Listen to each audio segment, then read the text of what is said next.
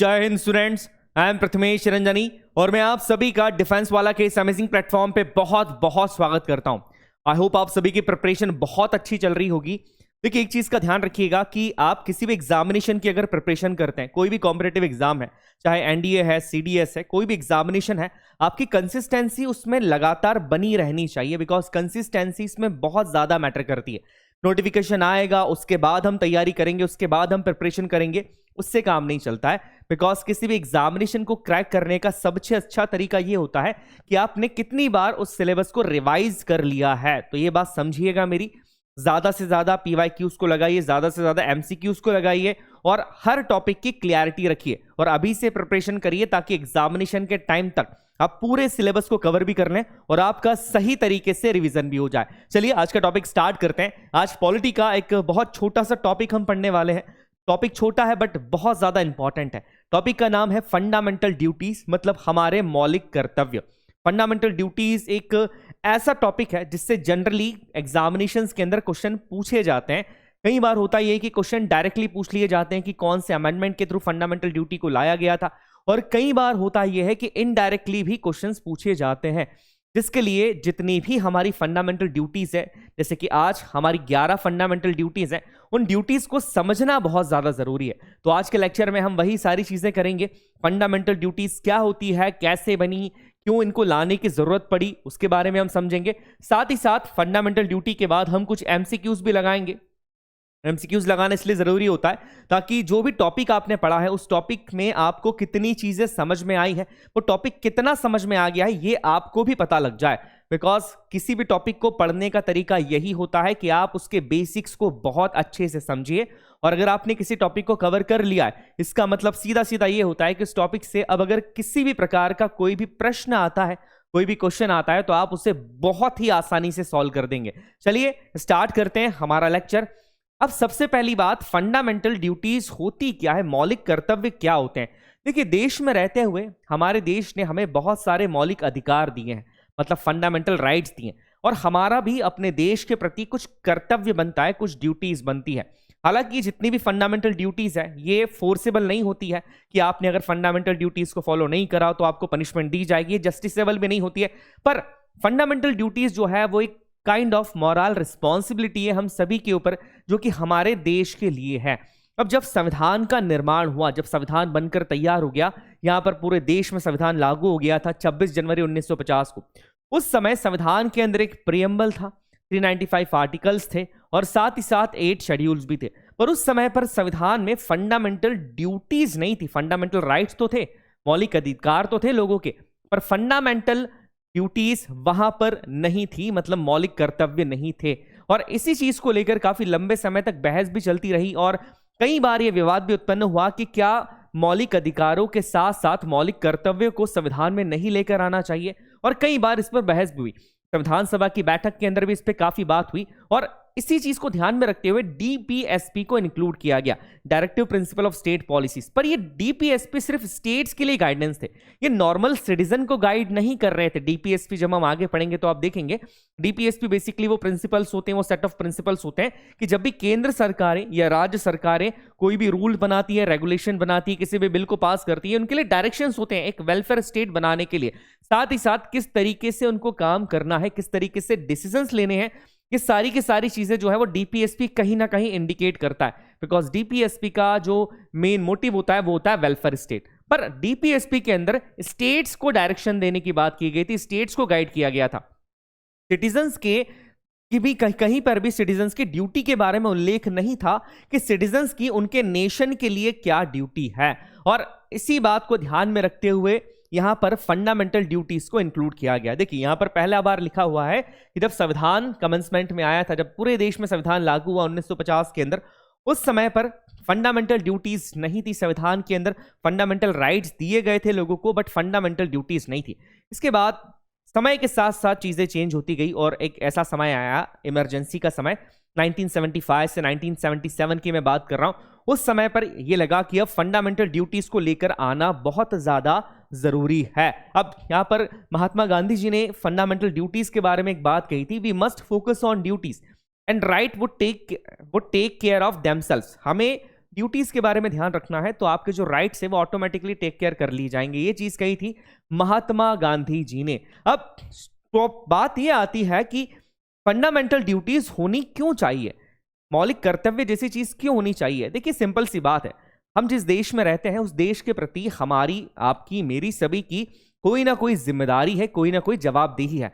अब ये जवाबदेही को एक तरीके से हम ये कह सकते हैं कि लाइन अप करना, उस रिस्पॉन्सिबिलिटी को लाइन अप करना भी बहुत ज्यादा जरूरी था कि हम लोग अगर अपने देश में रहते हैं तो हमारी क्या क्या रिस्पॉन्सिबिलिटीज है अपने नेशन के लिए।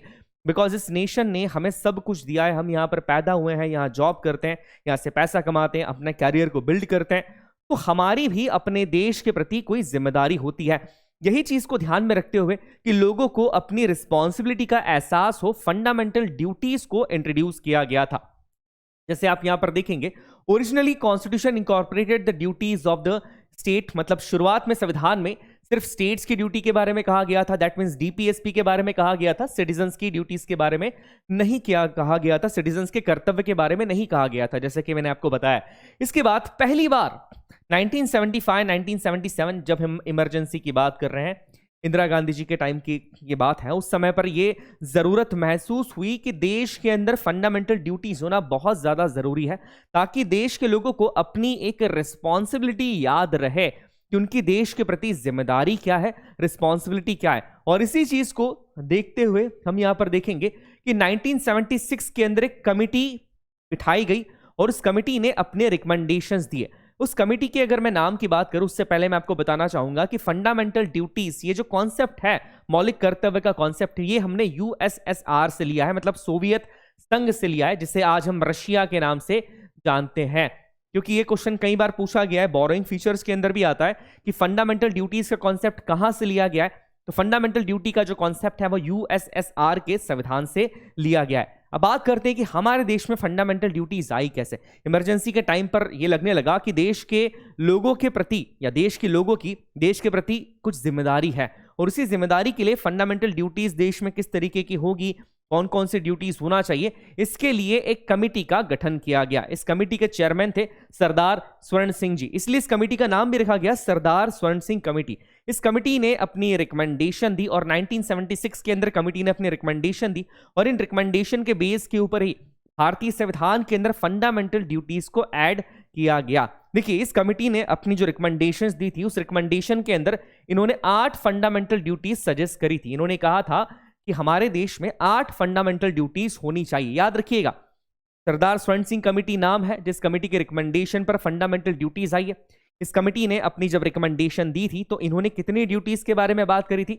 इन्होंने कहा था कि 8 ड्यूटी हमारे संविधान के अंदर होगी जो कि सारे लोगों के मौलिक कर्तव्य होंगे। और ये जो ड्यूटीज के बारे में एक बहुत बड़ी बात इस कमेटी ने कही थी कि पार्लियामेंट में provide legislation for the imposition of penalty और punishment for the non observance और इन्फ्रिंजमेंट ऑफ ड्यूटीज। मतलब इन्होंने ये कहा था कि जो ड्यूटीज है ये जस्टिसेबल यहां पर होगी, जो भी व्यक्ति इन ड्यूटीज को फॉलो नहीं करेगा उन पे पेनल्टी लगाई जाएगी, और कानून भी बनाया जा सकता है। पार्लियामेंट ड्यूटीज को लेकर कानून भी बना सकता है।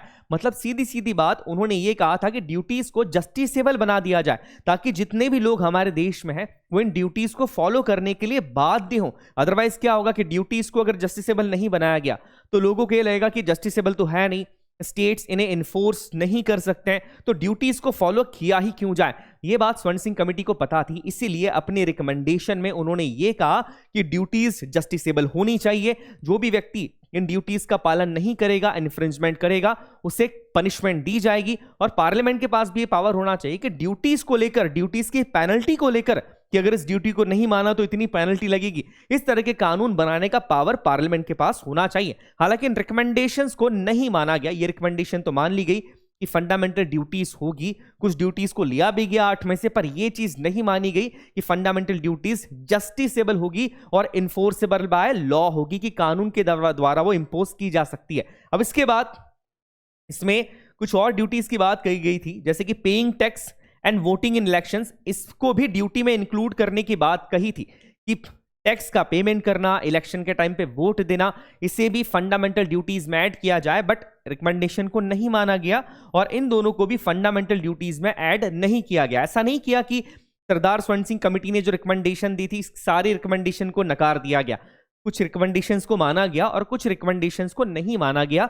जो मेजर रिकमेंडेशन थी वो ये थी कि fundamental duties should be enforceable by law, कि कानून के द्वारा वो इन्फोर्सेबल होनी चाहिए, पर उस बात को नहीं माना गया और फंडामेंटल ड्यूटीज को नॉन जस्टिसेबल रखा गया। अब आगे अगर अभी की बात की जाए तो आज के टाइम पर हमारे संविधान में ओरिजिनली 10 फंडामेंटल ड्यूटीज थी। जब संविधान में फंडामेंटल ड्यूटीज को लाया गया, सरदार स्वर्ण सिंह कमेटी बनी, कमेटी ने अपनी रिकमेंडेशन दी और पार्लियामेंट के थ्रू एक अमेंडमेंट किया गया था। वो अमेंडमेंट कौन सा था? 42nd कॉन्स्टिट्यूशन अमेंडमेंट एक्ट 1976, 42वां संविधान संशोधन 1976 का। इस अमेंडमेंट के द्वारा हमारे संविधान में फंडामेंटल ड्यूटीज को जोड़ा गया, एक नया आर्टिकल जोड़ा गया। वो आर्टिकल क्या था? आर्टिकल 51A, याद रखिएगा, काफी इंपॉर्टेंट है आर्टिकल 51A। और जो नया पार्ट जोड़ा गया वो पार्ट था पार्ट 4A। ये कुछ इंपॉर्टेंट चीजें जो कई बार पूछ ली जाती है, छोटे छोटे पॉइंट्स में पूछा जाता है कि कौन सा पार्ट जोड़ा गया था। तो पार्ट था पार्ट 51A, आर्टिकल था आर्टिकल 51A, और पार्ट की बात की जाए तो पार्ट था पार्ट 4A। ओके, अमेंडमेंट कौन सा था? अमेंडमेंट था 42nd कॉन्स्टिट्यूशन अमेंडमेंट 1976।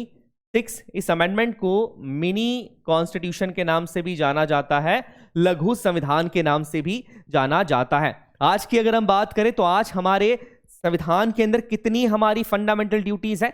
आज के टाइम पे हमारी 11 फंडामेंटल ड्यूटीज है, 11 मौलिक कर्तव्य हैं।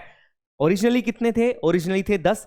रिकमेंड कितने किए थे सरदार स्वर्ण सिंह कमेटी ने? रिकमेंड किए थे 8। ओरिजिनली आए कितने? 10 आए। और आज के टाइम पे एक और नई फंडामेंटल ड्यूटी को ऐड कर दिया गया और आज के समय में करंटली है 11 फंडामेंटल ड्यूटीज। इसके बाद duties are also non justiciable in nature. जैसा कि मैं आपको बता चुका हूं कि जो फंडामेंटल ड्यूटीज है वो नॉन जस्टिसेबल होती हैं। इसका मतलब ये है कि इन ड्यूटीज के बेस पे आप कोर्ट में नहीं जा सकते हैं कि आपके साथ इन्फ्रिंजमेंट किया जा रहा है या आपके साथ गलत हो रहा है। नॉन जस्टिसेबल होती है आपकी ड्यूटी और ये नॉन इन्फोर्सेबल भी है। दैट मीन्स कोई भी सरकार आपके ऊपर ये फंडामेंटल ड्यूटीज थोप नहीं सकती है। पर क्या इसका मतलब ये है कि इन ड्यूटीज का कोई मतलब नहीं है? ऐसा बिल्कुल भी नहीं है। देखिए, राज्य सरकारों ने और केंद्र सरकारों ने उन ड्यूटीज को ध्यान में रख के बहुत सारे ऐसे कानून बनाए हैं जो कि इनडायरेक्टली इन ड्यूटीज को फॉलो ना करने पर आपको पनिशमेंट देते हैं। जैसे एग्जांपल की बात की जाए, वाइल्ड लाइफ प्रोटेक्शन एक्ट, ऐसे बहुत सारे एक्ट हैं, हम आगे उसके बारे में बात करेंगे। भले ही ये नॉन जस्टिसेबल हैं, पर आप ये कतई मत समझिएगा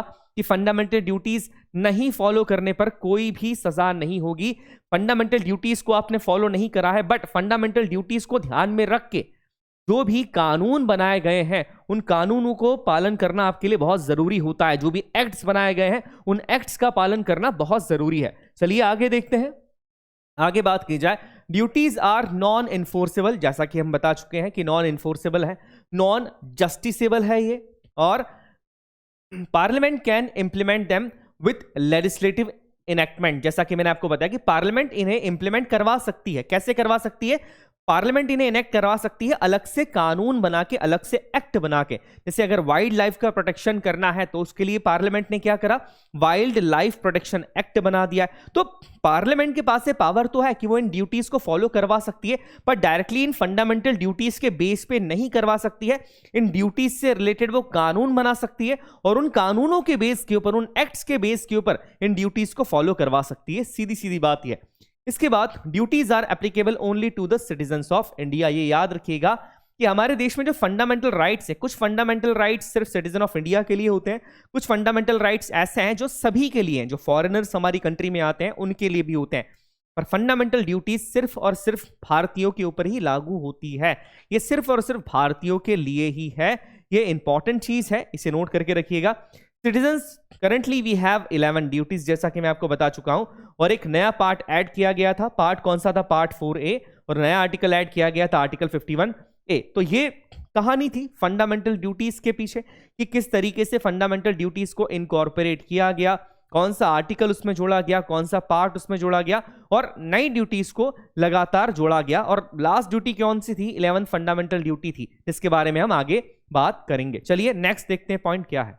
फंडामेंटल ड्यूटीज जिनका टोटल नंबर है 11, ये सारी ड्यूटीज बहुत ज्यादा इंपॉर्टेंट है, बिकॉज सीडीएस एग्जामिनेशन के अंदर अगर ड्यूटीज से कोई क्वेश्चन आता है तो या तो क्वेश्चन इस तरीके का सिंपल सा आ जाता है कि फंडामेंटल ड्यूटीज को किस कमेटी की रिकमेंडेशन के ऊपर लिया गया था संविधान में, और कई बार अगर क्वेश्चन इनडायरेक्टली पूछा गया तो इन ड्यूटीज से ही रिलेटेड होगा। मतलब इन ड्यूटीज को समझना आपके लिए बहुत ज्यादा जरूरी है।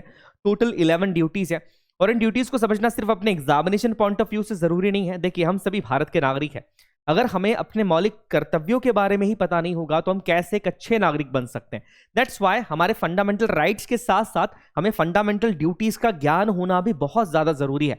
इन सारी 11 ड्यूटीज को हम काफी डिटेल में समझेंगे, कौन सी ड्यूटी क्या कहती है, ताकि किसी भी तरह का क्वेश्चन किसी भी तरह के एग्जामिनेशन में अगर आता है तो आप काफी आसानी से उस क्वेश्चन का आंसर कर पाए। चलिए स्टार्ट करते हैं। सबसे पहला आर्टिकल है आर्टिकल 51A का सब आर्टिकल ए। अब देखिए, सब आर्टिकल ए क्यों है? क्योंकि फंडामेंटल ड्यूटीज को जब जोड़ा गया था तो संविधान में एक ही नया आर्टिकल जोड़ा गया। वो आर्टिकल क्या था? Article 51A। और उसके बाद 11 ड्यूटीज हैं तो 11 सब आर्टिकल्स हैं, ए से लेके के तक ये सब आर्टिकल्स हैं। तो इस चीज को याद रखिएगा, कंफ्यूज मत होइएगा। इसमें ड्यूटीज 11 ही हैं, आर्टिकल एक ही जोड़ा गया था और सब आर्टिकल कितने जोड़े गए हैं? 11 जोड़े गए हैं। अब पहला आर्टिकल क्या कहता है? आर्टिकल 51A का सब आर्टिकल ए कहता है to abide by the constitution and respect its ideals and institutions, the national flag and the national anthem. सीधी सी बात यह कहता है कि हम सभी संविधान से बंधे हुए हैं और हमें इस बात का ध्यान रखना है।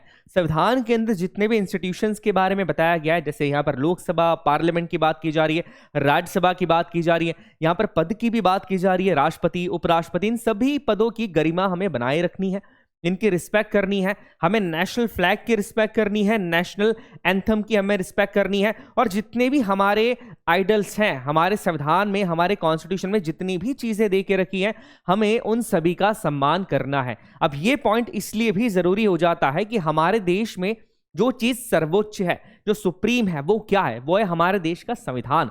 हमारा देश संविधान के हिसाब से चलता है, किसी व्यक्ति के हिसाब से नहीं चलता है। दैट्स वाई ये बात सीधी सीधे लिखी गई है कि हम सभी संविधान से बंधे हुए हैं। कोई भी पर्सन, कोई भी व्यक्ति संविधान से अलग होकर अपना रास्ता नहीं चुन सकता है। वो संविधान से अलग कोई रूल नहीं बना सकता है, संविधान से अलग किसी रूल पे नहीं चल सकता है।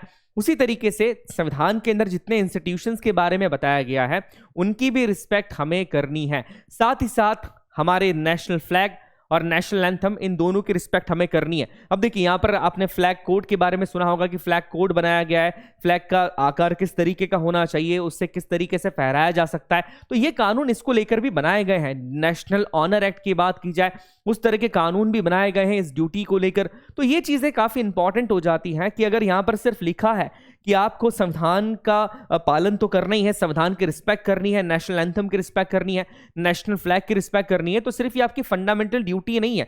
बिकॉज अदरवाइज क्या होगा कि फंडामेंटल ड्यूटीज तो इन्फोर्सेबल है ही नहीं, ये तो जस्टिसेबल है ही नहीं। इन ड्यूटीज को लेकर पार्लियामेंट ने कई सारे कानून और एक्ट बनाए हैं। तो ये हमारी पहली ड्यूटी है कि संविधान का पालन करें, संविधान की रिस्पेक्ट करें, संविधान के अंदर जितने भी इंस्टीट्यूशंस दिए गए हैं उनकी रिस्पेक्ट करें, साथ ही साथ अपने नेशनल एंथम और नेशनल फ्लैग को सर्वोपरि रखें। नेक्स्ट, आर्टिकल 51A के अंदर सब आर्टिकल बी ये बात करता है to cherish and follow the noble ideas which inspired our national struggle for freedom. देखिए, एक बात हमेशा याद रखिएगा, किसी भी देश की उन्नति इस बात पे टिकी होती है कि उस देश के बच्चों को, उस देश के युवाओं को अपना इतिहास कितना याद है, उन्हें अपने इतिहास के बारे में कितना पता है। जब हम हमारे देश के इतिहास के बारे में देखते हैं तो हमारा इतिहास बहुत ही ज्यादा गौरवपूर्ण है। हमारे देश में इतनी सारी क्रांतियां हुई, अंग्रेजों से हमने लड़ाई लड़ी, लोहा लिया अंग्रेजों से, और उसके बाद अंग्रेजों को अपने देश से निकाल दिया। हमारे देश को आज़ाद कराने में जितने भी लोगों ने बलिदान दिया, अगर आप उन सभी की आइडियोलॉजी देखेंगे तो उनकी आइडियोलॉजी अपने आप में बहुत इंपॉर्टेंस रखती है, क्योंकि इनकी आइडियोलॉजी एक यही थी कि देश सर्वोपरि होता है, नेशन फर्स्ट, बाकी सारी चीजें नीचे आती है। तो यहां पर वो यही कहने की बात करें to cherish and follow the noble ideas which inspired our national struggle of freedom, की वो सारे आइडियाज जिन्होंने इंस्पायर किया था हमारी नेशनल स्ट्रगल को, फ्रीडम की मतलब आज़ादी की जो हमारी नेशनल स्ट्रगल थी उसको इंस्पायर करने के जितने भी आइडियाज थे, जो कि हमारे देश के राष्ट्रपुरुषों के पास थे, जिनकी जो सोच थी, जिस तरीके से वो सोचते थे, जिस तरीके से उन्होंने काम किए थे, जिन आइडियाज पे, जिन प्रिंसिपल्स पे वो चल रहे थे, उन प्रिंसिपल्स पर चलकर ही उन्होंने देश को आज़ाद करवाया। तो उन सभी नोबल आइडियाज को हमें याद रखना है, वो हमें पता होने चाहिए, ये ही उसी की बात की जा रही है, और उन्हें हमें फॉलो भी करना है। बिकॉज सीधी सीधी बात यहां पर की जाती है आपके देश प्रेम की, आपकी देशभक्ति की, कि जितनी देशभक्ति आपके अंदर होगी उतने ही आप देश के लिए समर्पित होते हैं। दैट्स वाई उन आइडियाज को याद रखना बहुत ज्यादा इंपॉर्टेंट है। आगे आर्टिकल 51A का sub article C, to uphold and protect the sovereignty, unity and integrity of India. देखिए ये जो तीन वर्ड है, सॉवरेनिटी, यूनिटी, इंटीग्रिटी, ये आपने प्रियम्बल के अंदर भी देखे, इसमें से दो वर्ड तो आपने प्रियम्बल के अंदर भी देखे। यूनिटी की भी अगर हम बात करें तो यूनिटी एक ऐसी चीज है जो हमारे संविधान के अंदर हर जगह बताई गई है। यूनिटी का क्या मतलब होता है? एकता। और यहां पर सीधी बात यही कही जा रही है कि ये हम सभी का कर्तव्य है कि हम हमारे देश की सॉवरेनिटी, यूनिटी और इंटीग्रिटी को प्रोटेक्ट करें, अपहोल्ड करें, अपनी देश की एकता को बनाए रखें, अखंडता को बनाए रखें और संप्रभुता को बनाए रखें। ये हमारा कर्तव्य है। कोई भी ऐसा काम हमें नहीं करना चाहिए जिससे कि हमारे देश की इंटीग्रिटी पे, यूनिटी पे या डिग्निटी के ऊपर कोई भी तरह का स्टेक लगे, कोई भी धब्बा लगे। ये हमें नहीं करना है। देश को तोड़ने का काम नहीं करना है, ना ही धर्म के आधार पर देश को बांटने की बात करनी है, ना ही जाति के आधार पर देश को बांटने की बात करनी है। यही बात की जा रही है क्योंकि ये यही सिखाता है कि सारे देश के अंदर जितने भी लोग हैं, वो चाहे किसी भी धर्म के हो, किसी भी कास्ट के हो, वो सभी बराबर ही माने जाएंगे। और ये हमारी ड्यूटी है कि इस चीज को याद रखें और हमारे देश की इंटीग्रिटी, यूनिटी और सोवरेनिटी को बरकरार रखें। आगे आर्टिकल 51A का sub article D, to defend the country and render national services when called upon to do so. अपने देश को हमें प्रोटेक्ट करना है। जब भी देश हमें पुकारेगा, जब भी ऐसा मौका आएगा कि देश को हमारी नीड होगी, देश को हमारी जरूरत होगी, हम आगे आएंगे और देश के लिए लड़ाई लड़ेंगे, देश के लिए अपनी जान न्यौछावर कर देंगे, देश के लिए अपना सब कुछ समर्पित करेंगे और इसके लिए हम तैयार हैं। यही हमारी ड्यूटी है और यही ड्यूटी हमें यही बताती है। जैसे यहां पर पिक्चर जो है वो एनसीसी का है। एनसीसी के बारे में सभी जानते हैं, इन्हें सेकेंड लाइन ऑफ डिफेंस भी कहा जाता है। तो ये उसी बारे में बात करता है कि हम सभी को तैयार रहना है। देश को जब भी हमारी जरूरत पड़ेगी, हमें बिना किसी संकोच के, बिना किसी सोच विचार के देश की रक्षा के लिए आगे आ जाना है और ये हमारा एक मौलिक कर्तव्य है। ये ड्यूटी है हमारी अपने नेशन के लिए, हमें पीछे नहीं हटना है। आगे बात करते हैं article 51A sub article E, to promote harmony and the spirit of common brotherhood amongst all the people of India. क्या कहना चाह रहे हैं कि हमें जितने भी लोग हैं हमारे देश के अंदर, उन सभी के अंदर एक सद्भावना पैदा करनी है, एक यूनिटी पैदा करनी है, एक कॉमन ब्रदरहुड की भावना पैदा करनी है। कभी भी ये नहीं करना है कि हम डिस्क्रिमिनेट कर रहे हैं कास्ट के बेसिस पे, रिलीजन के बेसिस पर। ये चीज हमें नहीं करना है। आगे इसमें लिखा है, transcending religious, indigenous and regional और sectional diversities to renounce protect practices derogatory of the dignity of woman. देखिए बेसिकली यहाँ पर 2 से 3 बातें कही गई है। पहली बात ये कही गई है कि हमारे देश में कई तरह के कस्टम्स है, कई तरह के ट्रेडिशंस है, कई तरह के कल्चर्स हैं, कई तरह के लैंग्वेजेस है। तो हमें कभी भी किसी व्यक्ति को, किसी धर्म को या किसी एक समूह को इन चीजों के ऊपर बांटना नहीं है कि इनका भाषा अलग है तो हम इन्हें अलग रख दें, इनका धर्म अलग है तो हम इन्हें अलग रख दें। नहीं, ये चीजें नहीं करनी है। डिफरेंट जितनी भी डाइवर्सिटी है, हमें उस डाइवर्सिटी की रिस्पेक्ट करनी है और उस डाइवर्सिटी को एक यूनिटी में कन्वर्ट करना है कि डाइवर्स होते हुए भी वी आर यूनाइटेड। यही तो हमारे देश की सबसे खूबसूरत बात है और यही चीज हमें हमारी फंडामेंटल ड्यूटी सिखाती है। इसी के साथ एक बहुत इंपॉर्टेंट चीज ये कही गई है कि हमें डिग्निटी ऑफ वुमन का भी ध्यान रखना है।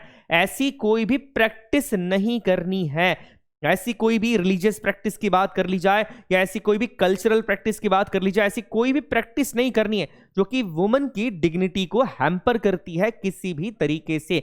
पुराने समय पर बहुत सारी ऐसी प्रथाएं थी जिससे वुमन डिग्निटी को हैम्पर किया जा रहा था, उन्हें बंद भी किया गया। और यही बात ये कहते हैं कि आज के समय पर भी ये हमारे कर्तव्य है, ये हमारी ड्यूटीज है कि किसी भी ऐसी प्रथा का हिस्सा नहीं बनना है, किसी भी ऐसी ड्यूटी का परफॉर्म नहीं करना है, ऐसा कुछ भी नहीं करना है जिससे कि वुमन की डिग्निटी के ऊपर कोई भी आंच आए। और ये बहुत ही इंपॉर्टेंट फंडामेंटल ड्यूटी है हम सभी के लिए।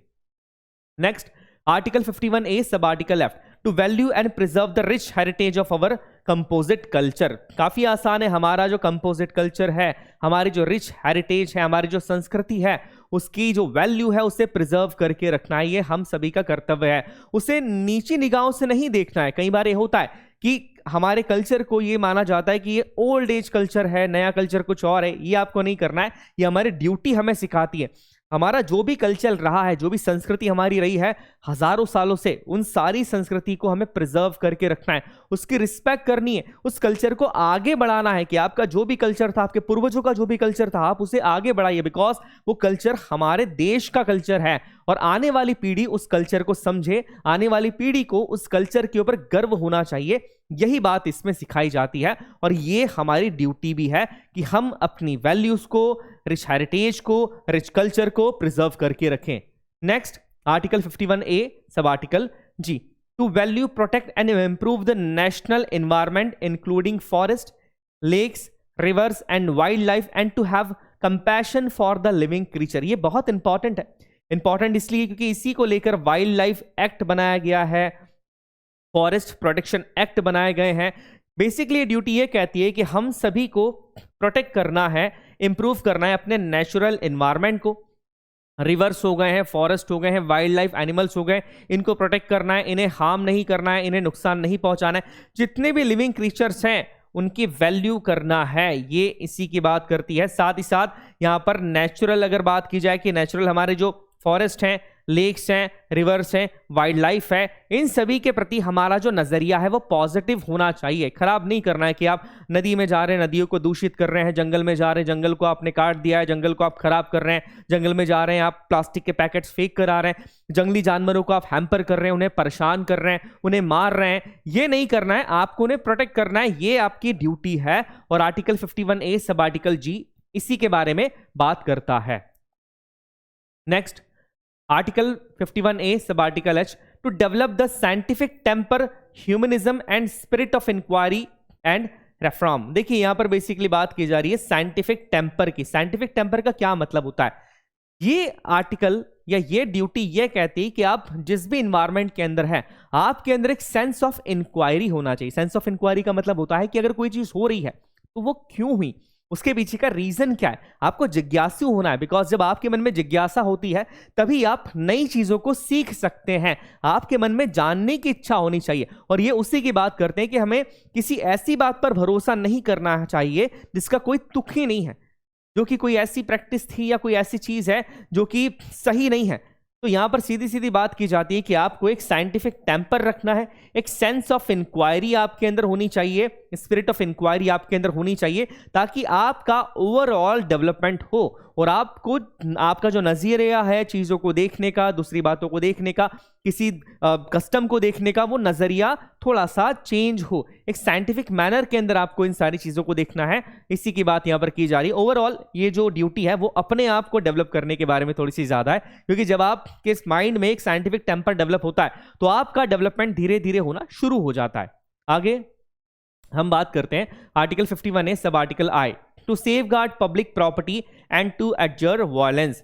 यहां पर बात की जा रही है कि हमें सभी को पब्लिक प्रॉपर्टी को सेव करना है। सरकारी संपत्ति हम देखते हैं, स्ट्रीट लाइट्स हैं, हमारी सड़क है, रोड है, ट्रांसपोर्टेशन है, जो पब्लिक ट्रांसपोर्टेशन है, हमें नुकसान नहीं पहुंचाना है। जैसे नॉर्मली होता है कि रेलवेज के अंदर हम जाते हैं तो कहीं पे पंखे निकाल लिए जाते हैं, कांच को तोड़ दिया जाता है, ये उसी को मना करने की या उस काम को मना करने के लिए कह रहे हैं। ये हमारी ड्यूटी है, हम सभी उसे प्रोटेक्ट करें। बिकॉज वो जो संपत्ति आई है वो रेलवे है, वो हमारे पैसे से ही आई है। हमने जो पैसा टैक्स में दिया है, चाहे डायरेक्ट टैक्स में दिया है या इनडायरेक्ट टैक्स में दिया है, उसी पैसों से वो चीज बनी है और हम ही अगर उसमें तोड़फोड़ करेंगे तो ये हमारे लिए ही सबसे ज्यादा नुकसानदायक है।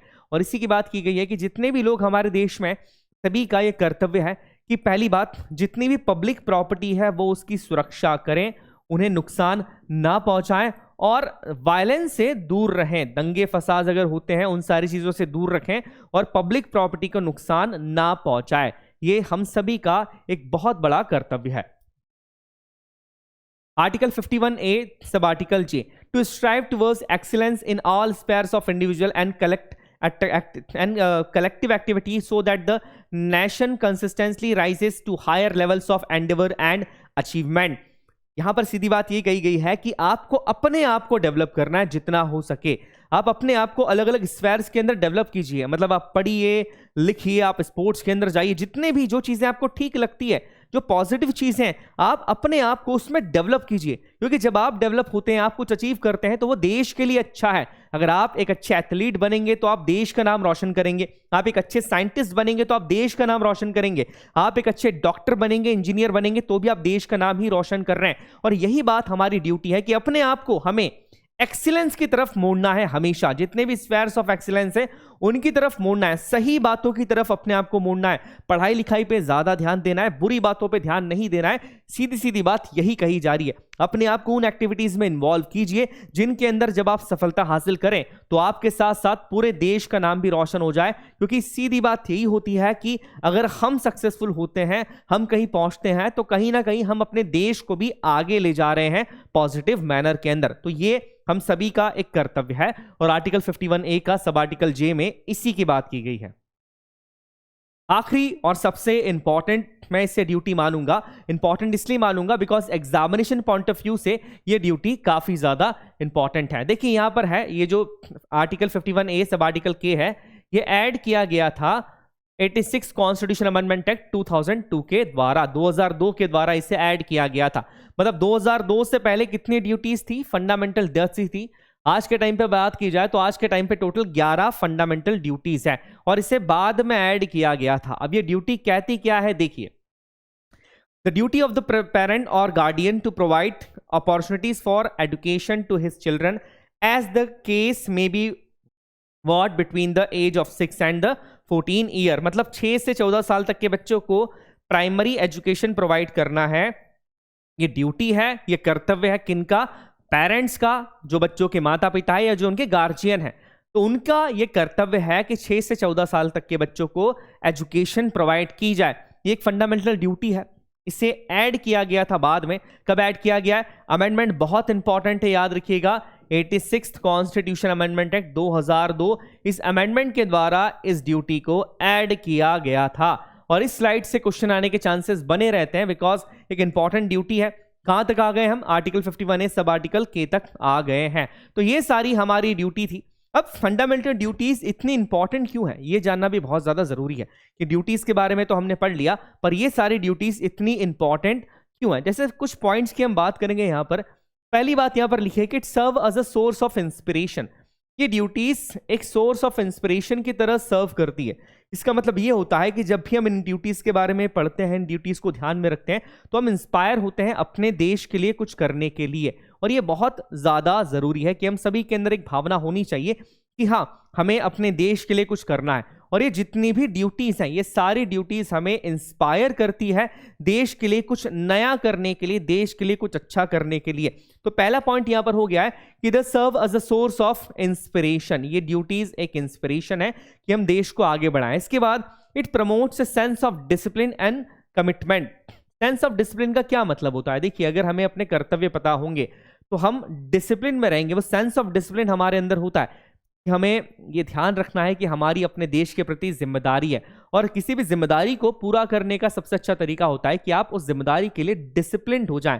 आप जितना डिसिप्लिन मैनर के अंदर रहेंगे उतने सही तरीके से आप उस जिम्मेदारी को पूरा कर पाएंगे। और यहां पर उसी की बात की जा रही है। यहीं पर यह कहा जा रहा है कि आप को डिसिप्लिन रहना है, एक सेंस ऑफ डिसिप्लिन आपके अंदर आ जाता है और एक कमिटमेंट ही आपको सिखाती है, प्रमोट करती है ड्यूटीज की। आपका एक कमिटमेंट है अपने देश के लिए भी, आपका एक कमिटमेंट है, एक जिम्मेदारी है। और हमारी जितनी भी फंडामेंटल ड्यूटीज हैं वो इसी के बारे में बात करती है। अब देखिए, यहां पर कुछ एक्ट्स के बारे में बात कर रहा था, जैसे कि prevention of insult of national honour act. इसके बाद हम बात करेंगे protection of civil rights act 1955 है, रिप्रेजेंटेशन ऑफ पीपल्स एक्ट 1951 है, वाइल्ड लाइफ प्रोटेक्शन एक्ट 1972 है एंड फॉरेस्ट कंजर्वेशन एक्ट 1980। इसमें से जो ये 3 एक्ट्स हैं मैं इनकी बात करूंगा। पहला wild life protection act 1972, forest conservation act 1980 और prevention of insult of national honour act. ये एक्ट्स किस बारे में? देखिए, फंडामेंटल ड्यूटीज में आपको क्या कहा गया था कि आपको अपने नेशनल एंथम, नेशनल फ्लैग, इनके रिस्पेक्ट करना है। अब ये तो फंडामेंटल ड्यूटीज है। मान लीजिए कोई व्यक्ति इनके रिस्पेक्ट नहीं करता, इनकी डिसरिस्पेक्ट करता है, तो क्या उसे सजा नहीं दी जाएगी? क्यों? क्योंकि फंडामेंटल ड्यूटीज तो जस्टिसेबल है ही नहीं, ये तो इन्फोर्सेबल है ही नहीं। तो ऐसा बिल्कुल भी नहीं है। मैंने आपको ऑलरेडी बता दिया है कि इन ड्यूटीज को ध्यान में रख के हमारी पार्लियामेंट नए कानून बना सकती है और यही वो कानून है। जैसे कि बात की जाए prevention of insult to national honour act, कि नेशनल ऑनर को लेकर अगर किसी भी चीज की इंसल्ट की जाती है, यहां पर नेशनल एंथम की इंसल्ट कर रहा है कोई व्यक्ति, नेशनल फ्लैग की इंसल्ट कर रहा है, तो उसे सजा देने का प्रावधान है। वो प्रावधान सजा देने का फंडामेंटल ड्यूटीज को देखकर नहीं बनाया गया है, या फंडामेंटल ड्यूटीज के अंदर वो प्रावधान नहीं है सजा का, बट वो सजा का प्रावधान इस एक्ट से आता है। इस एक्ट में दिया गया है कि क्या सजा दी जाएगी उस व्यक्ति को। वैसे ही हमारे यहां पर ये ड्यूटी दी गई है हम सभी की कि हमें वाइल्ड लाइफ को प्रोटेक्ट करना है, कंजर्व करना है नेचर को, वाइल्ड लाइफ को प्रोटेक्ट करना है, जंगली जानवरों को नुकसान नहीं पहुंचाना है। बट अगर कोई ऐसा करता है तो इन फंडामेंटल ड्यूटीज को देखकर हमारी पार्लियामेंट ने एक कानून बनाया है। वो कानून क्या है? Wild life protection act 1972। बहुत ज्यादा कड़ा कानून है। जो भी व्यक्ति शिकार करता है, जानवरों को नुकसान पहुंचाता है, उनके साथ गलत करता है, इस एक्ट के तहत उन व्यक्तियों के ऊपर कार्रवाई की जाती है। उसी तरीके से अगर जो पर्सन जंगल को नुकसान पहुंचाता है, पेड़ को काट कर ले जा रहा है, जंगल को नुकसान पहुंचा रहा है, उसके अगेंस्ट जो कार्रवाई की जाती है वो की जाती है फॉरेस्ट कंजर्वेशन एक्ट 1980 के तहत, जिसमें साफ साफ लिखा गया है कि अपनी जितनी भी रिवर्स हैं, हमारे जो फॉरेस्ट हैं, हमें उन्हें प्रोटेक्ट करना है। अगर उन्हें कोई प्रोटेक्ट नहीं कर रहा है, उन्हें नुकसान पहुंचा रहा है, तो इस एक्ट के तहत उस व्यक्ति पे कार्रवाई की जाती है। तो इसका मतलब यही था, मैं आपको सिर्फ ये समझाना चाह रहा हूं कि अगर फंडामेंटल ड्यूटीज जस्टिसेबल नहीं है तो इसका मतलब ये कतई नहीं है कि कोई व्यक्ति फंडामेंटल ड्यूटीज का वायलेशन कर सकता है और उसे सजा नहीं मिलेगी। कई सारे ऐसे एक्ट बनाए गए हैं जिसके द्वारा फंडामेंटल ड्यूटीज को अबाइड कर दिया गया है, डायरेक्टली नहीं इनडायरेक्टली किया गया है। क्लियर है? तो ये वो सारी चीजें थी, हमने फंडामेंटल ड्यूटीज को समझ लिया है। अब कुछ क्वेश्चंस हैं फंडामेंटल ड्यूटीज से रिलेटेड, उन क्वेश्चंस को करना भी जरूरी है। चलिए वो सारे क्वेश्चंस करते हैं। पहला क्वेश्चन क्या कहता है? The constitution of India adopted fundamental duties from the constitution of. Bharat के संविधान में फंडामेंटल ड्यूटीज को कहां से अडॉप्ट किया गया है? अमेरिकन कॉन्स्टिट्यूशन से, जापानीज कॉन्स्टिट्यूशन से, रशियन कॉन्स्टिट्यूशन से, या ब्रिटेन के संविधान से? इसका आंसर काफी आसान है। इसका answer option number C, Russia. हालांकि ये यूएसएसआर होना चाहिए, सोवियत संघ, जो कि बाद में बढ़ गया था, और रशिया उसमें सबसे बड़ा हिस्सा बनकर आया था। तो रशिया से हमने इस फंडामेंटल ड्यूटी के कॉन्सेप्ट को लिया है। याद रखिए, बहुत इंपॉर्टेंट क्वेश्चन है और वेरियस एग्जामिनेशंस के अंदर ये क्वेश्चन पूछा गया है कि इस कॉन्सेप्ट को हमने कहां से लिया है। आगे बढ़ते हैं। When fundamental duties were added in the Constitution of India, भारतीय संविधान में फंडामेंटल ड्यूटीज को कब ऐड किया गया? ऑप्शन ए है 1976, ऑप्शन बी है 1965, ऑप्शन सी है 1970 और ऑप्शन डी है 1992। इसका आंसर काफी आसान है। 42nd कॉन्स्टिट्यूशन अमेंडमेंट 1976 के थ्रू सरदार स्वर्ण सिंह कमेटी के रिकमेंडेशन के ऊपर एक नया आर्टिकल जोड़ा गया, आर्टिकल 51A, और एक नया पार्ट जोड़ा गया था, पार्ट 4A, और हमारे संविधान में फंडामेंटल ड्यूटीज को जोड़ा गया। सरदार स्वर्ण सिंह कमेटी ने रिकमेंडेशन दी थी 8 फंडामेंटल ड्यूटीज की। ओरिजिनली संविधान में थी 10 फंडामेंटल ड्यूटीज, और उसके बाद अभी 2002 में एक नई फंडामेंटल ड्यूटीज को जोड़ दिया गया। तो आज के समय पर हमारे संविधान में जो टोटल फंडामेंटल ड्यूटीज है उनका नंबर कितना है? उनका नंबर यहां पर टोटल है 11। तो ये कुछ इंपॉर्टेंट चीज है, क्वेश्चन इंपॉर्टेंट है, याद रखिएगा। नेक्स्ट क्वेश्चन की तरफ हम बढ़ते हैं। At present how many fundamental duties are in the constitution of India? अभी मैंने बताया है एट प्रेजेंट, याद रखिएगा। इस तरह के जब भी क्वेश्चंस आते हैं तो क्वेश्चंस को समझिएगा कि क्वेश्चन में वो पूछ क्या रहे हैं। जल्दबाजी में गलत मत कर दीजिएगा। कई बार होता है कि जल्दबाजी में हम क्वेश्चन गलत कर देते हैं, पूछ कुछ और रहे होते हैं और हम कुछ और लिख कर आ जाते हैं। यहां पर ये पूछ रहा है कि एट प्रेजेंट अभी कितने फंडामेंटल ड्यूटीज हैं हमारे संविधान के अंदर? तो एट प्रेजेंट संविधान में है 11 फंडामेंटल ड्यूटीज। ओरिजिनली कितनी थी? 10 थी, और स्वर्ण सिंह कमेटी ने रिकमेंड कितनी की थी? 8 फंडामेंटल ड्यूटीज को रिकमेंड किया था। पेमेंट ऑफ टैक्सेस को भी उन्होंने रिकमेंड किया था कि टैक्स पे करना, इसे भी एक फंडामेंटल ड्यूटी माना जाना चाहिए, पर उसे फंडामेंटल ड्यूटीज में नहीं ऐड किया गया क्योंकि जरूरत नहीं थी ऐड करने की। ठीक है, तो ये कुछ इंपॉर्टेंट चीजें हैं, इन्हें ध्यान रखना है आपको। अगले क्वेश्चन की तरफ बढ़ते हैं। In the Indian constitution fundamental duties are given in which article? किस आर्टिकल के अंदर फंडामेंटल ड्यूटीज दी गई है? पहला ऑप्शन है आर्टिकल 12 to 35, दूसरा ऑप्शन है आर्टिकल 51A, तीसरा आर्टिकल है आर्टिकल 36 to 50, और डी आर्टिकल है आर्टिकल 19। देखिए, ये तो बात की जा रही है हमारे फंडामेंटल राइट्स की। ओके, यहां पर हम बात करेंगे तो ये भी अलग चीज हो रही है। आर्टिकल 19 भी फंडामेंटल जो है वो हमारे राइट्स के अंदर ही आ जाता है, और ये तो डीपीएसपी की बात कर रहा है, तो ये पॉसिबल ही नहीं है। तो यहां पर इसका जो आंसर है वो है आर्टिकल 51 ए। आर्टिकल 51A के अंदर याद रखिएगा, आर्टिकल 51 है, डीपीएसपी के बाद ही आर्टिकल 51A है। आर्टिकल 51A के अंदर फंडामेंटल ड्यूटीज को लिया गया था। तो जो आर्टिकल फंडामेंटल ड्यूटीज की बात करता है, इसके 11 सब आर्टिकल है। कहां तक है? आर्टिकल 51A सब आर्टिकल के तक है। तो ये भी याद रखिएगा, आपसे पूछा जा सकता है। चलिए नेक्स्ट क्वेश्चन यहां पर देखते हैं। अगला प्रश्न क्या है? Which of the following committee advocated the fundamental duties in the Indian Constitution? पहला यहां पर लिखा है वर्मा कमेटी। देखिए वर्मा कमेटी के बारे में भी याद रखिएगा, वर्मा कमेटी भी यहां पर फंडामेंटल ड्यूटीज से रिलेटेड ही है। वर्मा कमेटी ने भी फंडामेंटल ड्यूटीज की ही बात करी थी। मैं बहुत डिटेल में नहीं जाऊंगा बिकॉज आपके एग्जामिनेशन पॉइंट ऑफ व्यू से इतना इंपॉर्टेंट नहीं है वर्मा कमेटी, बट इतना ध्यान रखना है कि अगर वर्मा कमेटी पूछा जा रहा है आपसे, तो वर्मा कमेटी ने भी यहां पर फंडामेंटल ड्यूटीज की ही बात की थी। इसके बाद है सरकारिया आयोग। मुझे बताइएगा सरकारी आयोग किससे रिलेटेड था? बहुत इंपॉर्टेंट है। इसके बाद है बलवंत राय मेहता कमेटी। इस कमेटी के रिकमेंडेशन के ऊपर पंचायती राज को संवैधानिक दर्जा दिया गया था, या संवैधानिक दर्जा तो नहीं दिया गया था। अगर मैं बात करूं कि 3 टियर पंचायती राज सिस्टम जो है वो इसी कमेटी के रिकमेंडेशन के ऊपर बना था कि पंचायती राज के 3 स्तर होंगे। और सरदार स्वर्ण सिंह कमेटी ने अपनी रिपोर्ट दी थी 1976 में। सरदार स्वर्ण सिंह कमेटी की रिकमेंडेशन पर ही फंडामेंटल ड्यूटीज बनी थी। तो इसका जो आंसर है वो तो आसान हो गया है। इसका जो आंसर है वो डायरेक्टली हो जाएगा ऑप्शन नंबर डी, सरदार स्वर्ण सिंह कमेटी। नेक्स्ट क्वेश्चन है which of the following is not the fundamental duty? इसमें से कौन सी फंडामेंटल ड्यूटी नहीं है?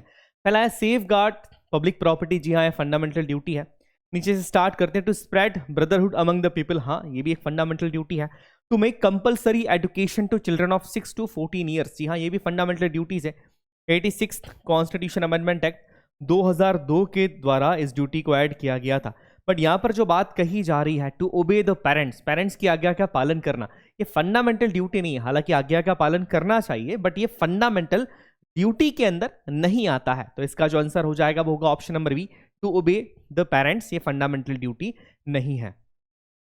Next, which constitutional amendment act was passed to provide compulsory education to children between 6 to 14 years? काफी आसान है, 86 कॉन्स्टिट्यूशन अमेंडमेंट एक्ट 2002 के द्वारा इस चीज को किया गया था।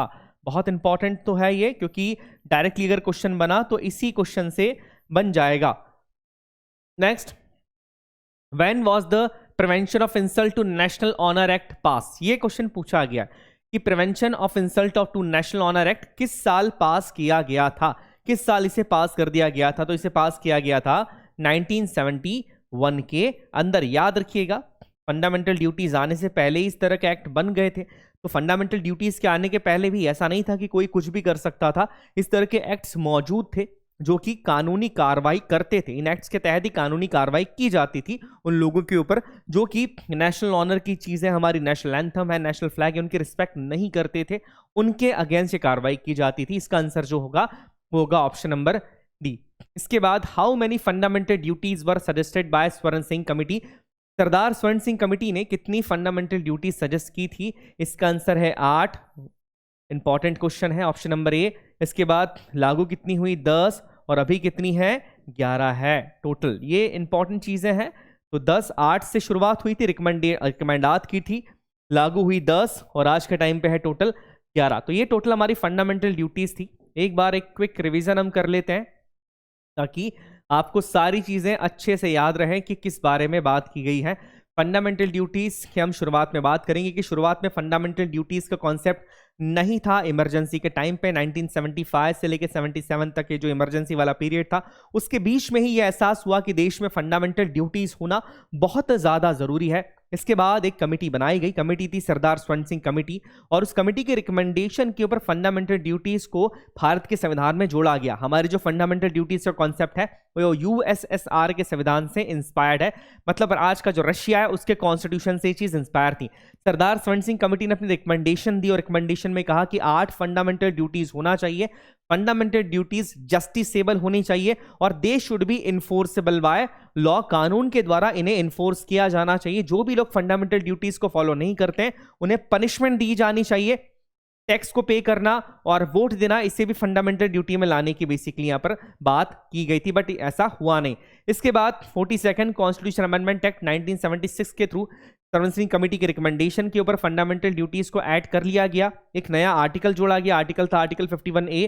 ओरिजिनली 10 फंडामेंटल ड्यूटीज को इसके अंदर जोड़ा गया था और ये कह दिया गया कि जितनी भी ड्यूटीज हैं ये नॉन जस्टिसेबल होगी और these duties are not enforceable by any court of law. तो ये जो हमारी ड्यूटीज हैं वो नॉन एनफोर्सेबल हैं, नॉन जस्टिसेबल है, बट स्टिल पार्लियामेंट के पास ये पावर है कि इन ड्यूटीज को ध्यान में रख के वो कई एक्ट्स बना सकता है, जो कि हमने बनाए भी हैं। आगे हम बात करेंगे, जितनी भी ड्यूटीज है वो सिर्फ और सिर्फ इंडियन सिटीजन्स को फॉलो करनी होती है, फॉरेनर्स के लिए नहीं है। करंटली 11 ड्यूटीज है, पार्ट ऑलरेडी बता चुका हूं, पार्ट 4A और आर्टिकल 51A इसमें जोड़ा गया था। ड्यूटीज क्या है? पहली है आर्टिकल 51A, जिसके अंदर कहा गया है कि we all are abide by the constitution and respect its ideas and institutions and national flag and the national anthem, के हम संविधान से बंधे हुए हैं। हमारे संविधान के अंदर जितने भी आइडियाज हैं, हमारी जो नेशनल फ्लैग है, नेशनल एंथम है, उनकी रिस्पेक्ट हम सभी को करते रहना चाहिए। इसके बाद article 51A sub article B में कहा गया था कि cherish and follow the noble ideas, जो आइडियाज, जिन आइडियाज के थ्रू हमारी नेशनल स्ट्रगल को प्रमोशन मिला है, जिस आइडियाज के बल पे हमने अपने देश को आज़ादी दिलाई है, वो आइडियाज हमारे दिल में होना चाहिए। बेसिकली यहाँ पर देशभक्ति की बात की गई है कि वो सारे आइडियाज अपने जिगर में हमें सभी को रखना है। आगे article 51A sub article C, to uphold the and protect the sovereignty, unity and integrity of India, हमें प्रोटेक्ट करना है अपने देश की सोवरेनिटी, यूनिटी और इंटीग्रिटी को प्रोटेक्ट करना है।